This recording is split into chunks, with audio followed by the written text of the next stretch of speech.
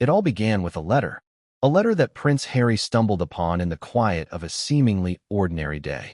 But as soon as he held it in his hands, he knew nothing about his life, or the monarchy, would ever be the same again. The envelope was plain, unassuming, tucked carefully into a drawer that had seen decades of secrets.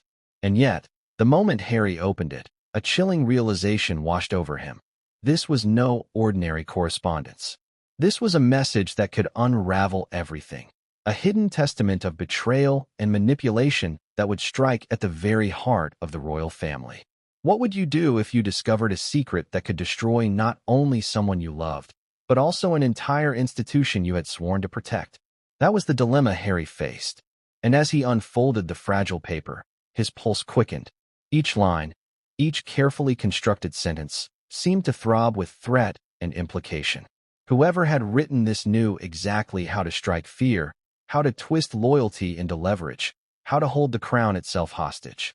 And the more Harry read, the more he realized he was staring at a ticking time bomb. Before we continue, please hit the like button, subscribe to the channel, and turn on the notification bell for updates. The letter's contents were shocking, not because they were crude or violent, but because they were subtle, almost surgical in their precision. Veiled threats, demands for money, titles, and unprecedented security measures. Hints at exposing private family matters, secrets that had been buried for generations. Someone had planned this meticulously, anticipating every potential reaction, every possible defense. It was like watching a masterclass in manipulation unfold before his eyes. Harry's mind raced. Was this a plea for understanding? Or was it a calculated act of blackmail? The gravity of the moment was amplified by who the letter implicated. Harry never imagined it could come from Meghan. He had trusted her, believed in her loyalty, and yet here it was. Her handwriting, her voice, veiled between lines of ink and paper. Could the woman he loved and had defended against relentless scrutiny truly have orchestrated such a scheme? The contradiction was unbearable. On one hand, the woman who shared his hopes and dreams. On the other, a shadow that threatened everything he held sacred. Harry's first instinct was disbelief. Surely, there had to be a mistake. Perhaps it was misinterpreted, taken out of context, a playful or dramatized note blown wildly out of proportion. He reread the sentences. Every time, the impact seemed worse, more precise, more deliberate. Every carefully chosen word cut like a scalpel. The subtlety was what made it terrifying. The threats weren't shouted. They were whispered, almost hidden in plain sight, waiting to be uncovered by a curious or cautious reader. Harry felt the weight of each line settle into his chest, pressing him into a corner of shock, confusion, and betrayal. He remembered the moments before he found the letter. A quiet evening, the soft glow of lamps reflecting off the polished floors of the Montecito estate. A day like any other, or so it seemed. And then, a curious glance at a drawer, an almost trivial decision that would change the course of his life forever. How often do we stumble upon the truths that others try to hide? And yet, here it was laid bare. The discovery felt like a collision between worlds. His private life, his public life, and the hidden machinery of power that he had never fully understood until now. As the evening turned to night, Harry's thoughts spiraled. Could he confront Meghan? Should he? Or was the damage already done, etched into the paper and the consequences it could unleash? Each scenario seemed more perilous than the last. He could imagine the headlines, the whispers, the scrutiny that would follow. The royal family's image, already fragile in the public eye, could shatter under the weight of this revelation. And yet, he couldn't ignore it. The letter demanded attention, not just for him, but for the people and institutions it threatened. Imagine for a moment the stakes involved. This wasn't just a personal betrayal. It was an attack on centuries of tradition, on the trust that binds a royal family to the people it serves. The content suggested leverage, manipulation, a willingness to expose private matters for gain. The implications were vast. Money, titles, security arrangements, secrets of intimate family moments, scandals that had been carefully buried. And all of it hung in balance, a delicate, dangerous equilibrium that could tip at any moment. Harry's emotional turmoil mirrored a cinematic drama. The intensity, the stakes, the betrayal, each aspect heightened the tension. How does one process such a discovery when it comes from someone you love? when the person implicated is someone you have defended, protected, and stood by in the glare of public scrutiny. Harry had faced media attacks, relentless criticism, and invasive scrutiny. But nothing had prepared him for this. A private, intimate betrayal written in black ink, sealed in a plain envelope, waiting for discovery. As the night wore on, the weight of responsibility settled upon Harry's shoulders. He wasn't just a husband reading a troubling letter. He was a prince, a public figure, a custodian of legacy and tradition. The decisions he made now could affect not only his family, but also the monarchy, the palace, and the nation watching from afar. Could he protect Meghan while also safeguarding the crown? Could he navigate this labyrinth of secrets, threats, and hidden agendas without losing himself or the people he loved? The letter itself contained more than words. It contained power. The kind of subtle power that could manipulate emotions, control decisions, and alter the course of lives. And Harry, for the first time, felt that power directed at him in the most personal way imaginable. Every paragraph carried a pulse, a rhythm of expectation, a silent demand that he respond. And with that realization came fear. The fear of the unknown, the fear of consequences, and the fear that the woman he loved had the capacity to endanger everything he valued. What would you do if your trust was weaponized against you? If your loyalty, your love, your very identity could be used as leverage in a high-stakes game you never agreed to play? Harry faced this reality in the quiet of his home, under the soft shadows of the Montecito night, holding a letter that could topple worlds. He reread the passages, parsing meaning, tone, and intention.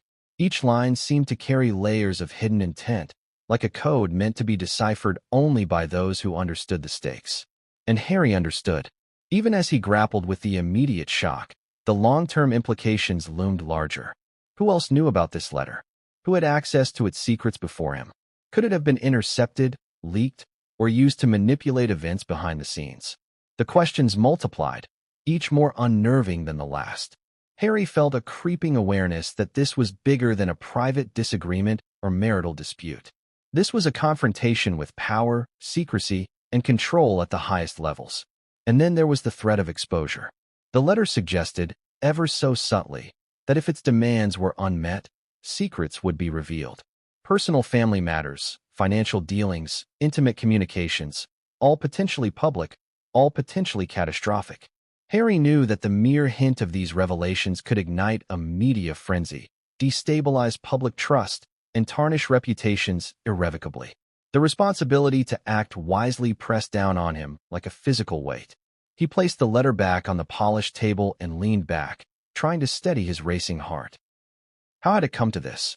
How had love and loyalty intertwined with secrecy and threat? And most importantly, what was the right path forward? The answers were not simple. Each potential action carried risk, each choice carried consequence. And yet, inaction was not an option. Harry thought about the broader context. The monarchy, the public perception, the intricate web of expectations and obligations that had guided him since birth. This letter threatened to pierce through every layer, exposing vulnerabilities that had been carefully guarded for centuries. The potential fallout was staggering. And yet, amidst the fear, there was clarity. The situation demanded decisiveness, courage, and perhaps confrontation with a truth he had hoped never to face. As the night deepened, the reality of what lay ahead settled in. Harry knew that this discovery could not remain private for long. The stakes were too high, the threats too real. Authorities might need to be involved. The palace might need to be alerted. And the woman he loved, Meghan, might need to answer for the intentions behind her words. It was a night of reckoning, a moment of clarity in the chaos, and the beginning of a story that would shock the world. And just when Harry thought he had processed the gravity of the situation, he realized something even more alarming. The letter was only the beginning. There were layers, hidden intentions, and a network of secrets he had yet to uncover. The envelope, the paper, the ink, it was a doorway into a world of manipulation, influence, and hidden agendas. And Harry, whether he liked it or not, had just stepped through it. But what came next would change everything, and no one saw it coming. It wasn't meant to be found. That was the first thought racing through Harry's mind the moment his fingers brushed against the corner of the envelope. It was tucked away in the back of a drawer, the kind of place where letters, photographs, and old keepsakes often ended up forgotten, ignored, or deliberately hidden. The air in the room felt heavier, thicker, as if the house itself was aware of what was about to unfold. Harry hesitated. Should he leave it alone? Let curiosity be buried in the mundane routine of the day? But something compelled him to open it, a mix of instinct, unease, and that nagging sense that secrets, no matter how deeply hidden, have a way of surfacing at the worst possible moment. The envelope was unremarkable. Plain cream, slightly worn around the edges, no stamps, no markings. Yet in that simplicity lay its danger. It carried no warning, no indication of what was inside, no hint of the emotional and political storm it would unleash. And then came the handwriting, Meghan's handwriting. Elegant, deliberate, unmistakable. Harry froze. The recognition alone sent a chill down his spine. Could this really be hers? He hadn't expected it, certainly not here, not now, in a moment that should have been ordinary. As he slid a finger beneath the flap and pulled the paper free, he noticed the subtle weight of the letter. It wasn't a simple note, a casual message of love or apology. It felt calculated, significant, purposeful, almost as if it had been written with the express intention of being found, though perhaps not by him. The anticipation, the tension, the sense of stepping into a story he hadn't yet fully understood, it was intoxicating and terrifying at once. The first words hit him like a physical blow. Polite, measured, but unmistakably threatening.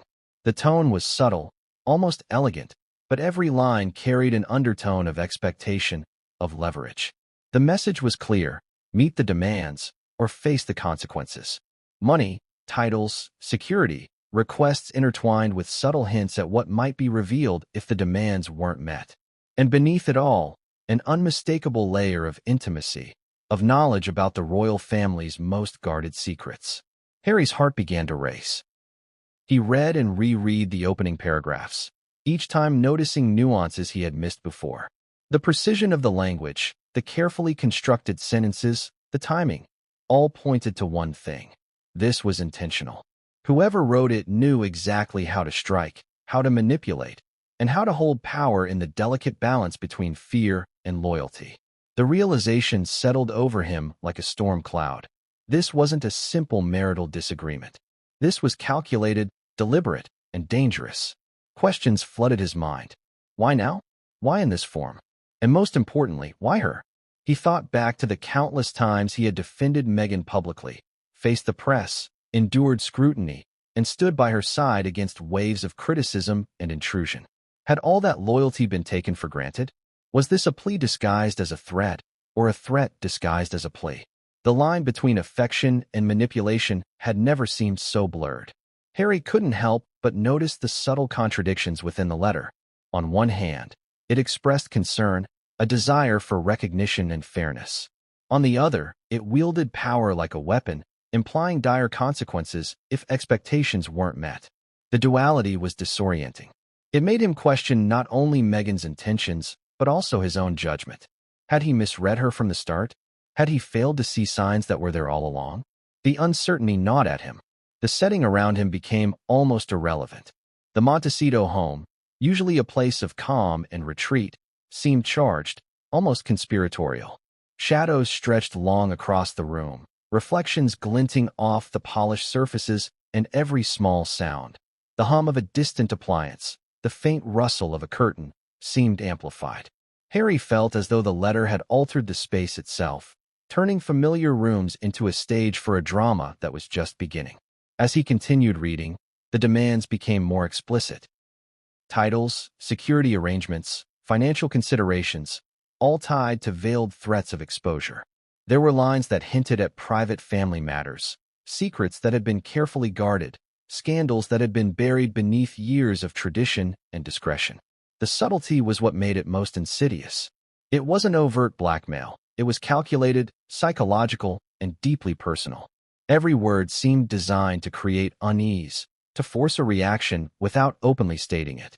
Harry's mind raced through possibilities. Could he confront Meghan? Should he? Or was the mere existence of the letter enough to catalyze a chain reaction he wasn't prepared to handle? Each scenario seemed fraught with risk.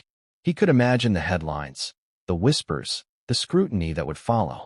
The monarchy, already under public gaze, could be destabilized. And yet, leaving it unread was impossible. The gravity of the words demanded attention, demanded action, demanded understanding. There was also the human element. Beyond the politics, the titles, and the financial implications, there was betrayal. Betrayal from someone he had trusted, someone he had loved. The realization hit him harder than any public scandal, any media attack. He had faced criticism, invasion of privacy, and relentless speculation. But nothing prepared him for this intimate, written form of potential manipulation.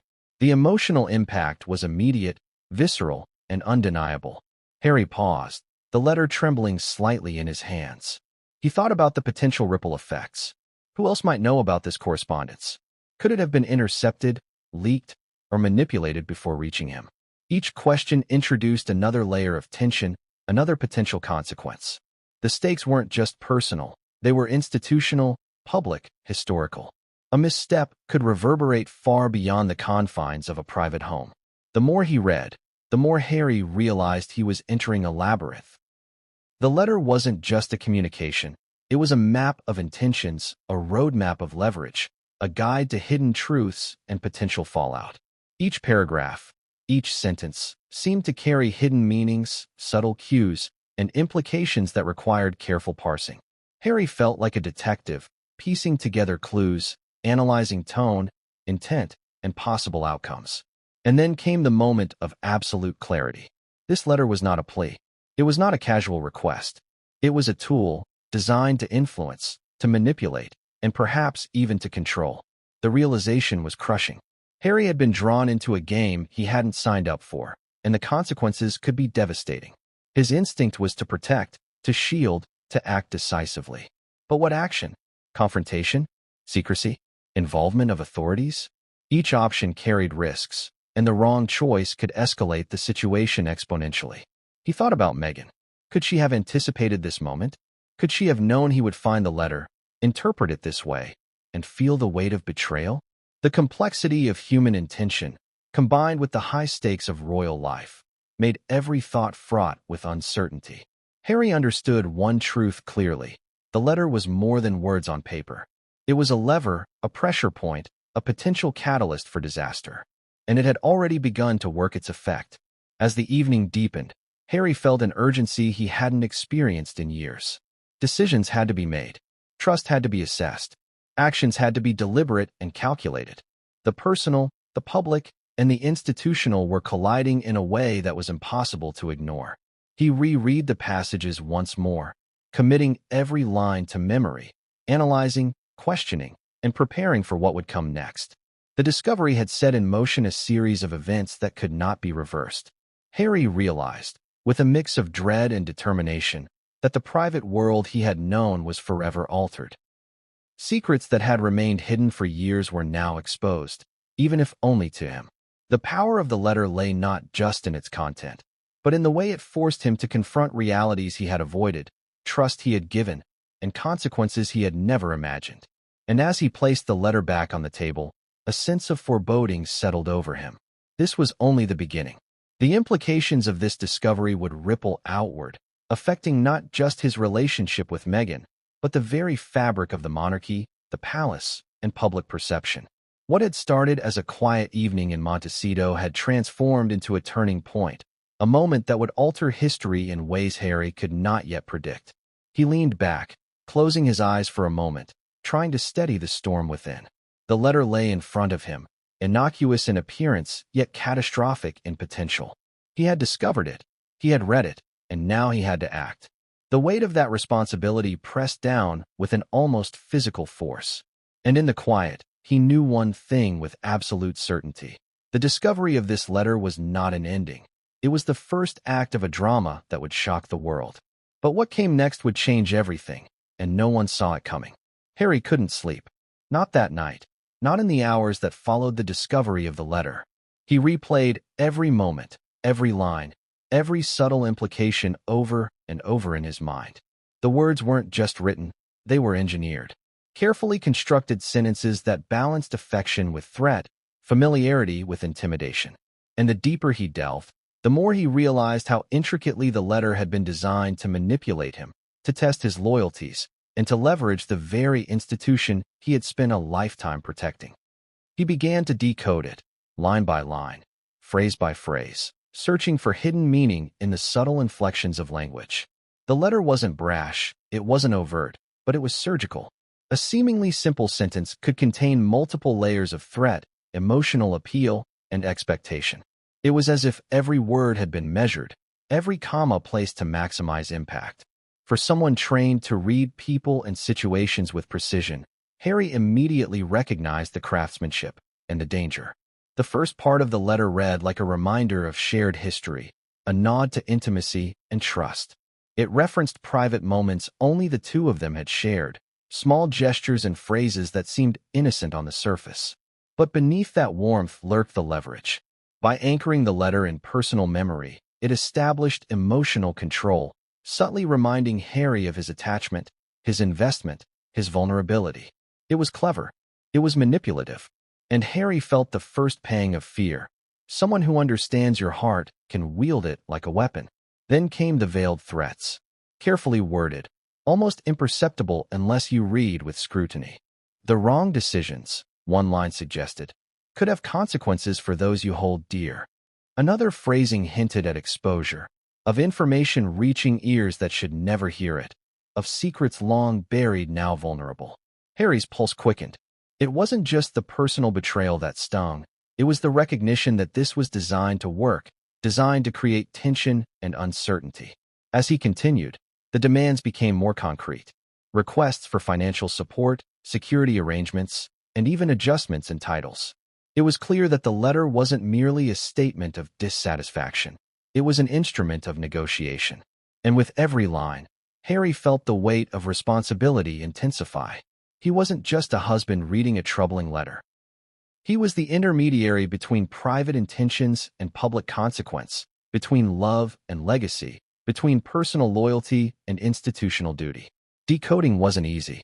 Each paragraph required careful analysis, a consideration of tone, context, and intent. Was this a genuine appeal, a test, or a deliberate attempt at manipulation? Harry found himself reading passages repeatedly, noticing subtleties he had missed before. Phrases that seemed affectionate initially now carried undertones of threat. Sentences that appeared conciliatory could be interpreted as pressure points. It was like unraveling a puzzle constructed with precision, designed to ensnare him emotionally and politically. Harry considered the broader implications. Each threat implied exposure of secrets, and some of these weren't just personal, they were institutional.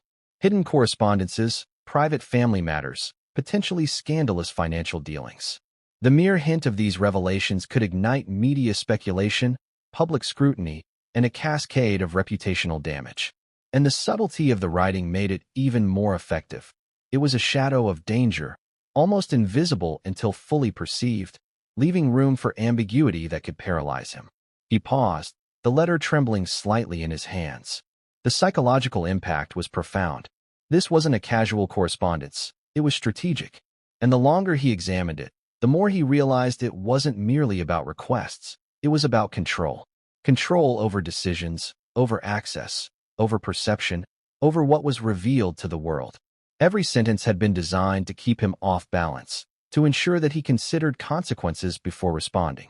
And Harry knew that inaction was itself a decision, fraught with potential risk. What made the letter truly dangerous, Harry realized, was its layered structure.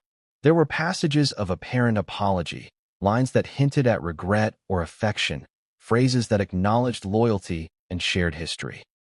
But interwoven were strings of subtle demands, threats, and warnings.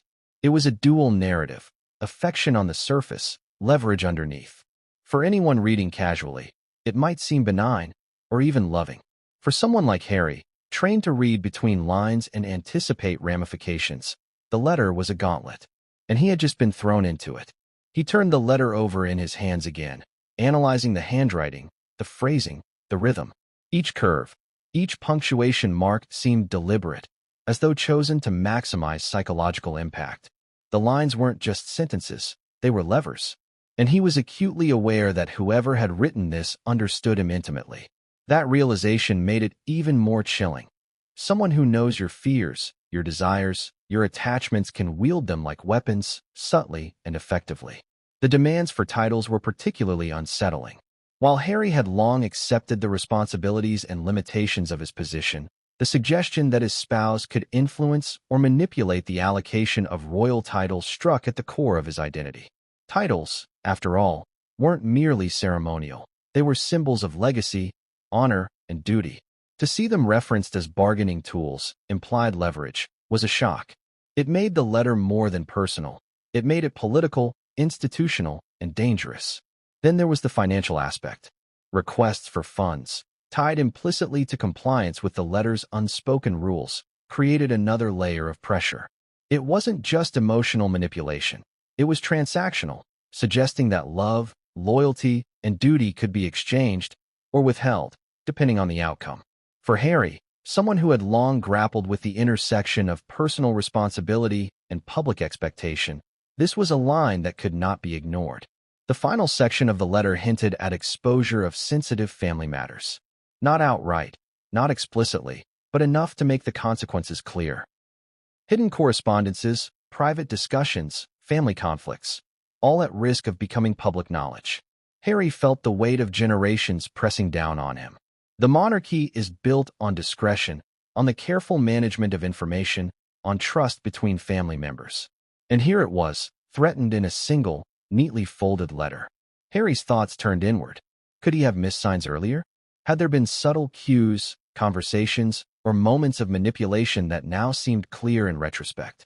The process of decoding the letter wasn't just about reading it. It was about understanding patterns, predicting intent, anticipating consequences. Each revelation felt like peeling back a layer of reality he had once taken for granted. And with each layer removed, the situation became more complex, more urgent, more dangerous. The psychological tension was immense. He understood, instinctively, that any response had to be measured. Acting hastily could escalate matters, making the subtle threats explicit and potentially triggering unintended consequences. Ignoring the letter entirely, however, was equally perilous. The balance between discretion and action was delicate, and Harry felt the pressure of history, expectation, and personal loyalty weighing on his decisions. Even as he analyzed the content, Harry knew that the letter was more than communication. It was performance. Each line, each paragraph, each carefully chosen word was meant to elicit a response, to guide his thoughts, to influence his decisions. And the very act of decoding it was a negotiation, a dance between perception and intention, between action and reaction. He realized that he was not merely reading a letter. He was participating in a carefully orchestrated psychological game. As dawn approached, Harry felt a combination of clarity and apprehension. He now understood the depth of the letter's intent. It was manipulation cloaked in affection, threat veiled by concern, leverage disguised as intimacy. The decoding had revealed patterns, intentions, and potential outcomes, but it had also raised more questions. Who else might know about this? Was it possible that the letter was a trap, designed to be found at the right moment? And most pressing of all, how should he respond? In the silence of the early morning, Harry made a mental inventory. The threats, the requests, the subtle manipulations, all cataloged, all assessed. He understood the stakes, the risks, and the potential fallout. The letter had been decoded in the sense that its meaning was clear, but the consequences were still unfolding. And he knew, with certainty, that the next steps he took would define the trajectory of his personal life, his public image, and the stability of the monarchy itself. The letter was no longer just paper. It was a lens through which he could see intentions, power, and potential betrayal. It was a catalyst, igniting events that could spiral far beyond private comprehension. And Harry realized that understanding it was only the beginning. The real challenge lay in anticipating its impact, managing the repercussions, and navigating the intricate web of loyalty, love, and legacy it had thrown before him. But what came next would uncover secrets even deeper than the letter itself, and set in motion events no one could have predicted. Harry stared at the letter again, the ink on the paper now seeming to pulse with intent. He had decoded the words, understood the threats, dissected the subtle manipulations, But a new realization began to settle over him. There was a hidden agenda beneath the agenda. This wasn't simply a matter of personal demands, or even of veiled threats. Someone very close, was orchestrating a strategy with layers so deep that even the most careful reading barely scratched the surface. And he couldn't shake the nagging thought that he was in the center of a plan that had been years in the making. The first clue came from the phrasing itself. There were sentences designed to reassure, to pacify, even to evoke loyalty and shared purpose. On the surface, it appeared as though Meghan was appealing to Harry's sense of duty, his desire to maintain harmony, his instinct to protect. But Harry knew better. These weren't simply appeals to emotion. They were calculated nudges, guiding his choices without him realizing he was being guided. Every word was chosen to elicit a specific response, to provoke a precise set of actions. It was subtle, almost imperceptible, yet ruthlessly effective. He began to map the letter in his mind. Certain requests, titles, financial considerations, security measures were clearly transactional. Others, however, hinted at larger goals, at influence beyond the personal sphere. The tone suggested a desire for control, not just over him, but over public perception, over palace operations, over the mechanisms that kept royal life running smoothly. It wasn't simply about a moment or a request. It was about leverage, about power, about creating an upper hand that could shift narratives, alter decisions, and protect or threaten reputations at will.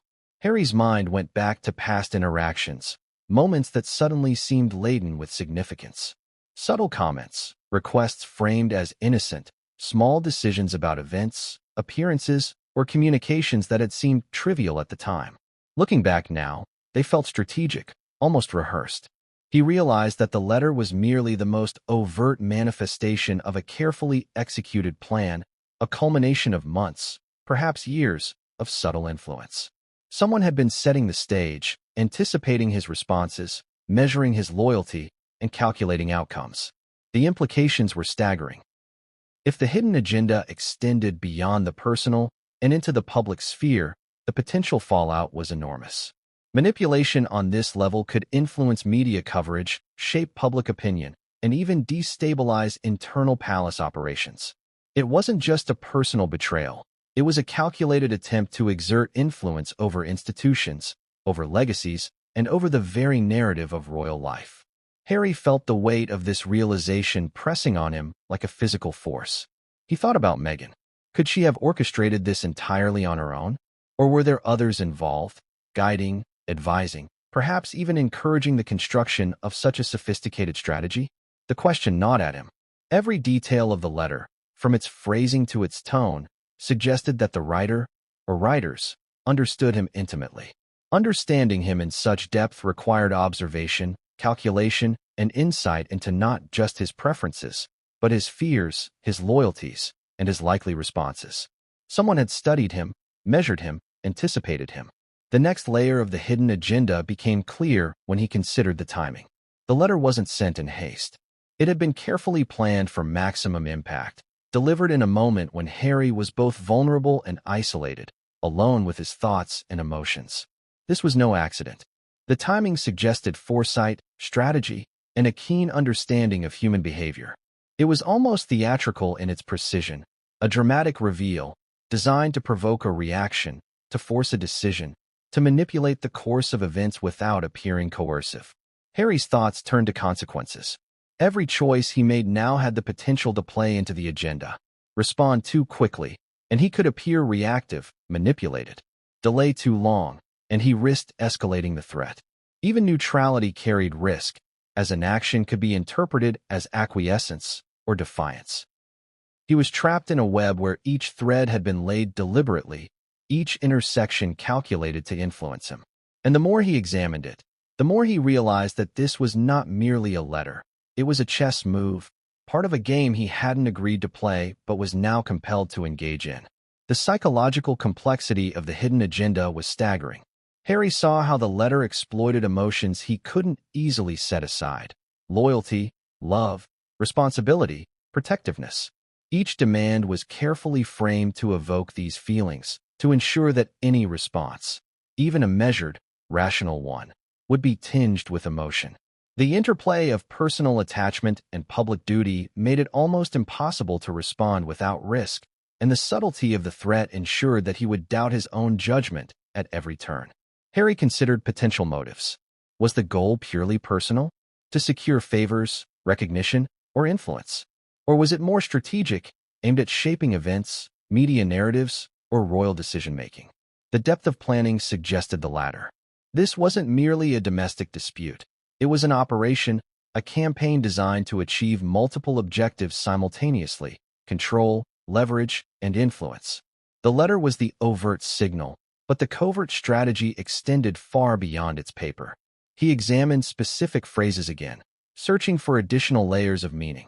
Certain sentences referenced shared experiences, private conversations, and intimate knowledge that went beyond the ordinary. They were coded, subtle, almost conversational, but with implications that reached into public, political, and familial spheres. The letter wasn't just threatening, it was guiding, teaching, testing. It challenged him to read between the lines, to interpret intent, and to anticipate consequences. It was a test of perception, of loyalty, and of judgment. Harry's understanding of the hidden agenda deepened as he reflected on patterns in behavior. Small, seemingly trivial interactions now appeared significant. Timing, choice of words, strategic omissions, deliberate emotional appeals. They all formed a network of influence, a web that had been spun with precision and foresight. And the letter was the apex, the culmination, the visible tip of a largely invisible iceberg. The personal stakes were immense. Harry knew that acting on the letter would require navigating not only his relationship with Meghan, but also the expectations of the monarchy, the scrutiny of the media, and the judgment of the public. Each action could have cascading effects, and the hidden agenda ensured that any misstep could be amplified, misinterpreted, and weaponized. The balance of power had shifted subtly but decisively, and Harry was now acutely aware of the pressures that accompanied this shift. As he pondered next steps, another realization struck him. The letter's hidden agenda might not be limited to him alone. Could it have been intended to influence other members of the royal family, advisors, or even the public? The sophistication of the strategy suggested that multiple actors might be considered, multiple outcomes anticipated. The manipulation extended beyond the personal into the institutional, with implications that could ripple outward, affecting more than just his own life. The complexity of decoding the hidden agenda weighed on him. Each layer of meaning, each nuance, each subtle threat required consideration. Harry understood that this was not a simple matter of communication. It was a psychological operation, crafted with precision, delivered at a moment of maximum vulnerability, and designed to achieve multiple objectives simultaneously. He felt the full weight of responsibility pressing on him, to protect, to respond, to navigate, and to anticipate consequences at every level. Even as he sat there, analyzing, decoding, and reflecting, Harry knew that understanding the agenda was only the beginning. The next steps would require action, careful calculation, and perhaps confrontation. Every choice he made would carry consequences, some immediate, some long-term, some visible, and some hidden. The hidden agenda had revealed itself in the letter, but the broader strategy, the full impact, and the potential fallout were yet to be seen. And in the quiet of the early morning, Harry made a single, stark realization. The letter, with all its threats, demands, and manipulations, was only the surface. The true agenda, the hidden, deliberate, calculated force at play, was just beginning to unfold. It was a plan designed not just to provoke, but to manipulate, to control, and to challenge him in ways that would test every instinct, every relationship, and every ounce of his judgment. But what came next would force Harry to confront truths even more unsettling, and reveal a network of secrets no one anticipated. The palace was never meant to be a place of chaos. Tradition, order, and meticulous protocol dictated every movement, every decision, every whispered word behind closed doors. And yet, the moment Harry shared, or hinted at, the discovery of the letter, an unmistakable tremor rippled through the gilded halls. Alarm bells, both literal and figurative, seemed to ring. Staff whispered hurriedly in corridors, advisors exchanged urgent glances, and even senior officials moved with a cautious urgency that betrayed the gravity of what had surfaced. For a monarchy accustomed to appearances, to controlled narrative, to managing crises with quiet efficiency, this was different. This was personal, and it was explosive. The first calls were discreet. Legal advisors were summoned, their faces tight, eyes betraying the tension they tried to mask. The palace communications team began a quiet assessment, anticipating how, if at all, the information could leak. Security personnel were briefed in private, asked to consider contingency plans for every possible scenario. But there was more than just protocol at play. There was fear. Fear that the contents of a single, unassuming letter could unravel not just public perception, but the private trust and authority that had taken generations to build. Harry's revelations reached the ears of the most senior advisors within the palace, and the reaction was immediate. Emergency meetings convened behind closed doors, documents shuffled across polished tables, and whispers became discussions filled with urgency, strategy, and caution. The tone was sober, deliberate, but the undercurrent was clear. This was not a matter to be ignored. It was not a private disagreement. It was a potential crisis that demanded immediate attention. And for Harry, witnessing this machinery spring into motion was both reassuring and terrifying. Reassuring because the system functioned, terrifying because it reminded him how much was at stake. The palace's initial concern wasn't just about the letter's content.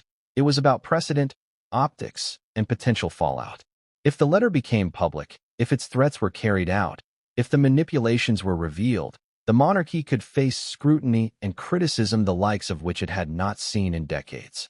Every member of the royal family, from the highest-ranking royals to the most discreet staff, understood that perception was everything. And yet, here was a letter that threatened to distort perception, rewrite narratives, and compromise reputations.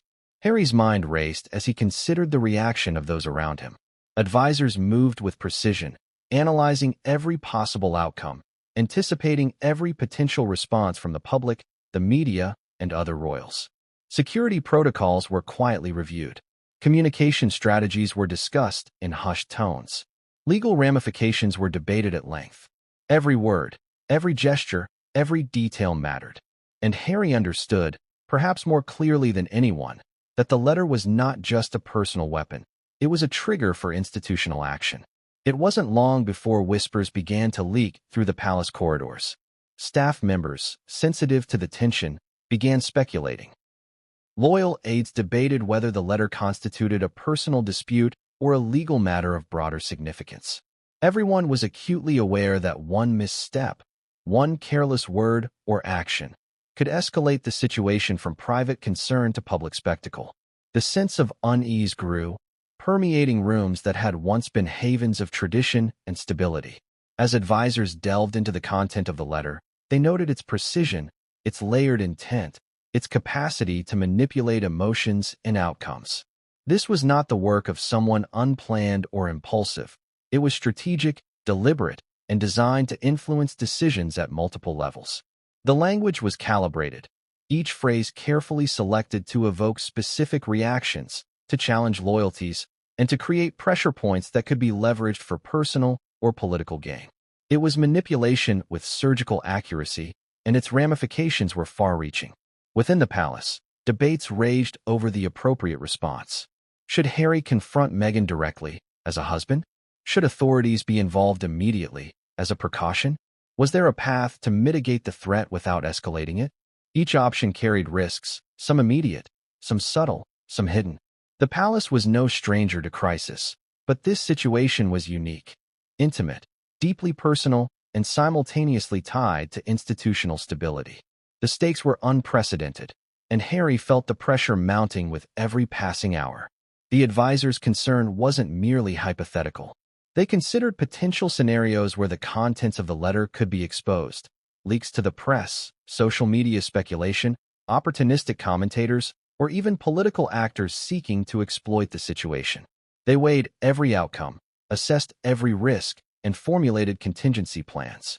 It was a level of scrutiny reserved for matters of national importance, yet it revolved around what had begun as a private correspondence.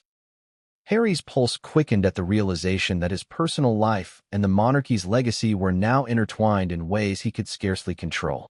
Adding to the tension was the question of intent. Did Meghan intend for this letter to be discovered? Was it a test, a signal, or a calculated move in a larger game? The palace speculated, analyzed, and theorized, but certainty remained elusive. Each possible answer carried implications for how Harry might respond, for how the monarchy might act, and for how the world might perceive the unfolding drama. The uncertainty was almost unbearable, and it heightened the sense that every decision, every moment, carried enormous weight. Security personnel took extra precautions, reviewing protocols for potential breaches or escalations. Communications staff prepared contingency plans in case sensitive information reached the media. Legal advisors discussed potential implications for blackmail, threats, and public disclosure.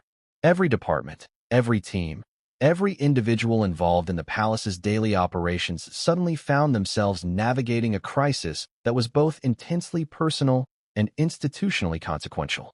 Meanwhile, Harry was left to process his own emotions amidst the institutional storm. Shock, betrayal, fear, anger, and confusion swirled in a chaotic blend. He felt isolated despite the flurry of activity surrounding him. Staff, advisors, and security personnel could offer guidance, but the decisions, the moral judgments, and the emotional responses were his alone. He had to reconcile the personal with the political, the intimate with the institutional. Every choice could alter not just his life, but the perception of the royal family and the legacy of generations. The more Harry observed, the more he realized that the palace's response, while efficient, was also constrained. There were protocols, traditions, and expectations that limited direct action. While advisors could strategize, security could implement measures, and legal teams could interpret potential ramifications. The human element, the unpredictability of emotions, relationships, and personal loyalties, remained uncontrollable. Harry's personal involvement was both central and unavoidable. Then came the realization that made his chest tighten. The letter was not only a personal threat, but also a test of institutional response. Its discovery had triggered an immediate, almost instinctual reaction from the palace machinery. Meetings convened, plans drafted, contingencies considered, all before the content could even be fully understood by the broader team. It was as if the letter itself was designed to measure reaction, to provoke movement, to assess how far the palace and Harry would go to contain or counteract its implications. Harry couldn't help but feel the magnitude of what had been set in motion. The palace, steeped in centuries of tradition, was now responding to a document that could alter both private relationships and public perception. Every conversation, every action, every decision would be scrutinized, dissected, and potentially weaponized by others, whether in the media, among advisors, or within the family itself. The implications were staggering, and the emotional toll was immense. As the day wore on, Harry began to notice the subtle dynamics of the palace at work. Advisors exchanged coded glances. Security staff moved with quiet urgency. Legal teams debated scenarios behind closed doors. Communications personnel strategized in whispers. And Harry, at the center of it all, felt both supported and acutely aware of his isolation. No one could feel this burden in the same way he did. No one could live in the tension between personal betrayal and institutional responsibility as intimately. He reflected on the implications of the palace's alarm. It wasn't just reaction, it was recognition of the letter's power. It acknowledged that a single piece of correspondence, a single act of manipulation, could influence behavior, reputation, and legacy. It was both a testament to the strategic thinking behind the letter and a warning of the delicate balance Harry now had to maintain. One wrong move, one miscalculated response, and the consequences could be catastrophic. And yet, amidst the whirlwind of activity, Harry felt a growing sense of resolve. The palace might be reacting, but he would act with purpose. He would navigate this maze of threats, agendas, and potential fallout with care. He would protect the family, protect the institution, and protect himself. But even as he made this commitment, he knew that the full extent of the challenges ahead had yet to reveal themselves. The letter was only the beginning, and the alarm bells in the palace were just the first sign of a storm that would grow far beyond its initial tremors. The tension in the air was palpable. Staff whispered more urgently. Advisors spoke in clipped, urgent tones. Security measures were subtly heightened. Every corner of the palace seemed infused with anticipation, as if the walls themselves understood that a new chapter in royal history was being written. And at the center, Harry stood, absorbing the enormity of the situation, knowing that his next steps would define not only his personal fate, but also the perception and legacy of the monarchy itself. But what came next would push the palace into unprecedented action and reveal secrets far deeper than anyone had imagined. Harry had barely slept since the letter's discovery, and now the reality of the legal implications began to take shape. It was one thing to uncover manipulation and veiled threats in private correspondence.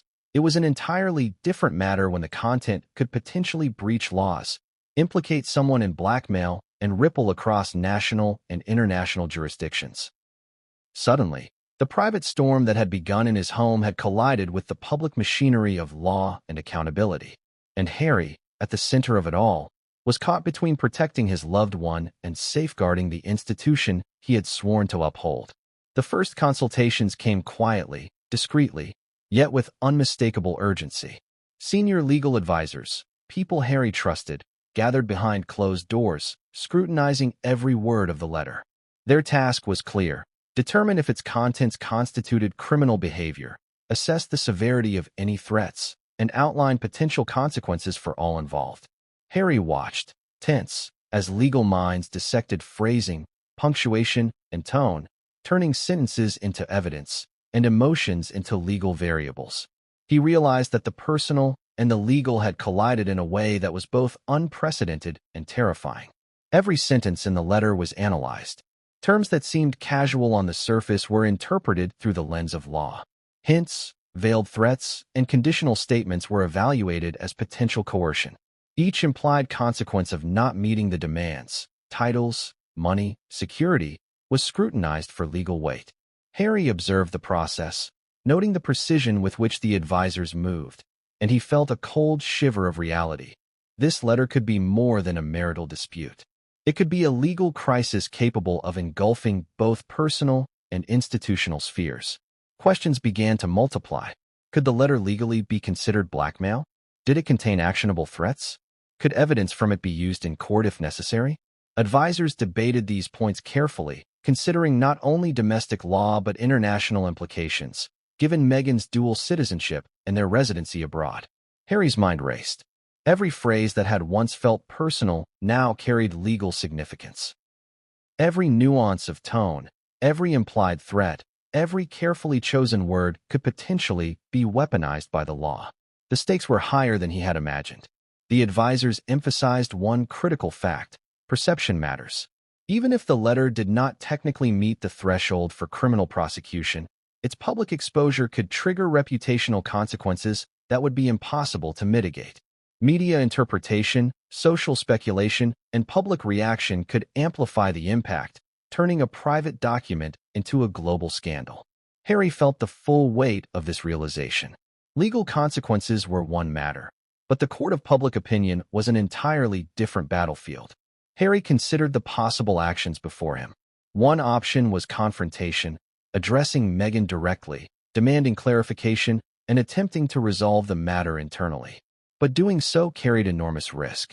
Any misstep could make the threat explicit, escalate tension, and potentially provide grounds for legal action. Another option was to involve authorities immediately. This promised protection and a formal process, but also risked exposure, speculation, and the loss of privacy. Inaction was equally dangerous. Leaving the letter unresolved could allow manipulation to continue unchecked, potentially increasing leverage over him and the institution. As discussions continued, Harry realized that the letter's author had anticipated all of these dilemmas. The demands were precise but ambiguous enough to create uncertainty. Each conditional statement, phrases implying consequences if expectations were unmet, was designed to provoke hesitation, doubt, and careful deliberation. The letter functioned as a strategic instrument, engineered to maintain control over responses while minimizing overt visibility. The legal advisors recognized this too, noting that the subtlety of the threats made interpretation tricky and complicated. The implications extended beyond personal or marital boundaries. Advisors considered the impact on the monarchy itself. If the letter were made public, legal or otherwise, it could expose the royal family to scrutiny over internal matters that had long been considered private. Questions arose about privilege, confidentiality, and the appropriate handling of sensitive documents. Every potential response required balancing the protection of individuals with the protection of institutional integrity. Harry felt the enormity of these responsibilities pressing down on him like never before. Even as the legal teams debated, Harry could feel the psychological toll. The weight of potential criminal implications, the fear of reputational damage, the uncertainty about Meghan's intentions, and the pressure of public scrutiny converged into a perfect storm. He knew that the decisions he made in the next hours and days could define not only his personal life, but also the perception of the monarchy for years to come. Each choice carried consequences that could not be undone. One legal advisor, speaking quietly but with force, laid out the possibilities. The letter's content might be interpreted as blackmail if it contained threats tied to demands. Conditional phrasing implied coercion, even if indirect. Subtle references to exposure or consequences for unmet requests could provide grounds for formal investigation. Harry listened intently, absorbing every word, every nuance, every legal consideration. He realized that what had begun as a personal discovery had now escalated into a complex legal puzzle with potential national and international implications. The discussion shifted to timing. How fast should authorities act? Could there be a way to contain the situation before it escalated publicly? Should private negotiations occur first, or was immediate legal intervention necessary? Advisors weighed each option meticulously, considering historical precedents, current statutes, and the broader impact on both personal relationships and institutional stability. Harry felt a cold awareness of how delicate this balance was. Every decision carried weight, every delay carried risk, and every action could set off a chain reaction. Even as legal possibilities were analyzed, Harry considered the human element. The letter's psychological manipulation, its emotional impact, and its deliberate timing meant that any response had to account for human reaction as well as legal consequence. How would Meghan respond if confronted? How would she interpret any legal involvement? Could her reaction exacerbate the situation? Advisors noted these considerations too, emphasizing that legal strategy could not be divorced from interpersonal dynamics. Harry understood that he was navigating multiple layers of complexity: legal, personal, institutional, and public. The advisors also considered media implications. If the letter became known outside of private circles, whether through leaks, speculation, or inadvertent exposure, it could trigger a media frenzy. Social media platforms, pundits, and tabloids would dissect every line, analyze every nuance, and speculate endlessly about motives, intentions, and consequences. Even legal actions could be twisted into public narrative, potentially damaging reputations and eroding trust in the monarchy. Harry realized that the legal storm was inseparable from public perception, and that the stakes were higher than he had ever imagined. As the hours stretched into the night, Harry felt the enormity of his position. The letter had ignited a chain reaction: personal betrayal, institutional alarm, and now the looming specter of legal consequences. He understood that inaction could be perceived as complicity, confrontation could provoke escalation, and legal involvement could expose private matters to public scrutiny. Every path carried peril, and there was no simple solution. The final consideration was the timing of any legal action. The advisors stressed that premature disclosure or response could create irreversible consequences. The letter's subtleties meant that misinterpretation could trigger accusations, misjudgments, or unintended exposure. Harry absorbed each warning, each scenario, each potential outcome. The letter, in its unassuming form, had become a fulcrum for decision-making that spanned personal, legal, and institutional spheres. He reflected on the broader implications. This wasn't just a personal crisis. It was a test of the monarchy's ability to respond to unprecedented threats, of his own capacity to navigate legal and emotional complexities, and of the delicate balance between private loyalty and public responsibility. Each layer of the storm was intertwined, and Harry understood that the decisions made now would echo far beyond the confines of Montecito or Buckingham Palace. And yet, amidst the tension, there was clarity. The letter had exposed a vulnerability, yes, but it had also revealed the machinery of response, the capacity for analysis, and the weight of accountability. The legal storm was daunting, but it was not insurmountable. It required careful strategy, precise action, and unwavering attention to every detail. Harry realized that navigating this storm would test him in ways no public appearance, interview, or media scrutiny ever had. As the night deepened, Harry felt both dread and determination. The legal implications of the letter had crystallized, and now it was time to act. The storm had been identified, the threats understood, and the hidden agenda partially unraveled. But the next phase, the confrontation with reality, the interaction with authorities, the careful navigation of truth and perception, was about to begin. But what came next would push Harry into the eye of a storm more complex than any letter, any advisor, or any precedent could have prepared him for.